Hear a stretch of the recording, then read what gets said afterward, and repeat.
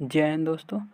आज हम लोग मौलिक अधिकारों का रिवीजन करेंगे। फंडामेंटल राइट्स जो कि 50 वन लाइनर होके जो कि मोस्ट इम्पॉर्टेंट्स हैं। तो चलिए शुरू करते हैं। भारतीय संविधान का भाग 3 जो है मौलिक अधिकारों से संबंधित है।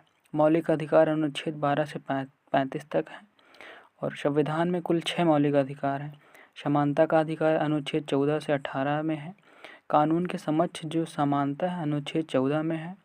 भेदभाव का निषेध अनुच्छेद 15 में है।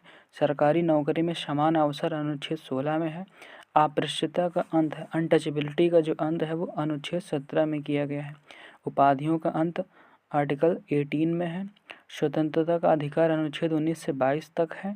अनुच्छेद 19 में जो है वो 6 प्रकार की स्वतंत्रताएं दी गई हैं और वाक एवं अभिव्यक्ति की स्वतंत्रता अनुच्छेद 19 1A में है और अपराधों के लिए संरक्षण अनुच्छेद 20 में है। जीवन एवं व्यक्तिगत स्वतंत्रता अनुच्छेद 21 में है। निःशुल्क एवं अनिवार्य शिक्षा अनुच्छेद 21A में है 6 से 14 वर्ष तक के बच्चों के लिए। गिरफ्तारी से संरक्षण अनुच्छेद 22 में है। शोषण के विरुद्ध अधिकार अनुच्छेद 23 से 24 में है।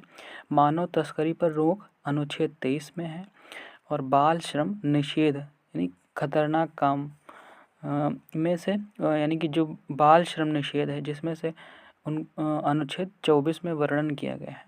धर्म की स्वतंत्रता का अधिकार अनुच्छेद 25 से 28 में है। धर्म को मानने व प्रचार करने का अधिकार अनुच्छेद 25 में है।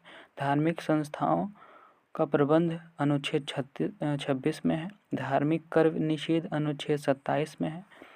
सरकारी संस्थानों में धार्मिक शिक्षा निषेध अनुच्छेद 28 में है। सांस्कृतिक व शैक्षणिक अधिकार अनुच्छेद 19 से 30 में है। संस्कृति की रक्षा जो है वो अनुच्छेद 29 में है।